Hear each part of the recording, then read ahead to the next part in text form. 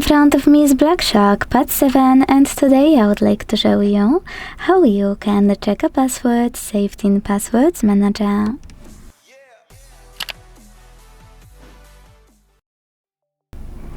Begin by opening Settings and scrolling to tap on Google. Now choose All Services. Scroll again and tap on Autofill with Google over here. Then choose Google Password Manager. Click on any password you wanna check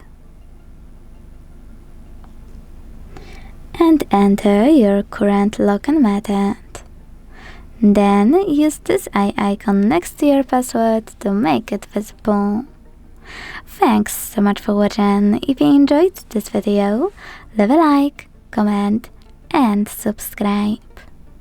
Bye!